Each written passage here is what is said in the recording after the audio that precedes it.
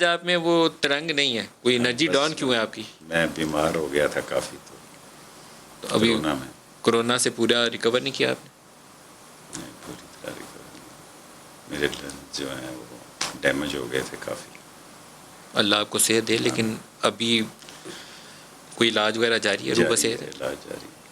اللہ آپ کو صحت دے، اس پہ دعا کو ہے۔ سیاست ویسے تو بیان وان چلتے ہیں، ساری کھیل کود نہیں چلتی ہے۔ آپ سیاست کیا ہے، اللہ بہتر کرے۔ دیکھیں نا، یہ بھی قوم کا ایک سبق ہے کہ میری یہ 14ویں وزارت ہے، میں نے 14 ٹائم، یہ 14th منسٹری ہے جو میں کر رہا ہوں، سیکنڈ ٹائم کر رہا ہوں۔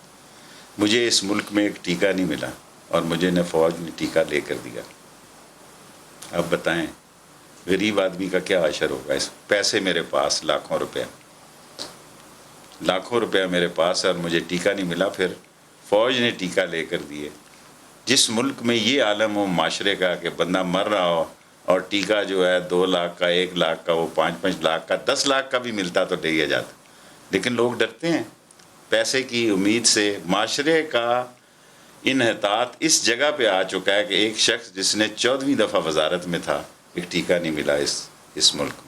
شیخ صاحب بعض چیزیں بہت ہی تکلیف دیں، پلازما لوگ بیچ رہے تھے، جس دوائی کا پتہ چل جائے مجھے تو کسی نے بیچارے ایئر چیف کے کسی رشتہ دار کا تھا، انہوں نے مفتی دیا، لیکن لوگ بیچنے کی ہر چیز کو بیچ دیتے ہیں۔ عزت نفس مجروح ہو چکی ہے، موت کی ہم ویسے ہی باتیں کرتے ہیں۔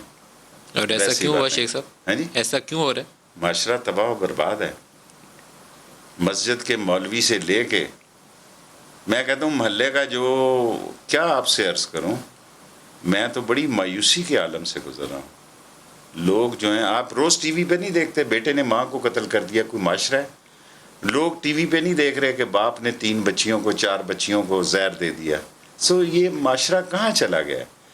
جو معاشرہ ہے وہ تباہی اور بربادی کی طرف چلا گیا۔ نہ یہ مولوی کے کہے میں ہے، نہ یہ سیاستدان کے کہے میں ہے، نہ یہ کسی کے کہے پہ باہر نکلے گا۔ آپ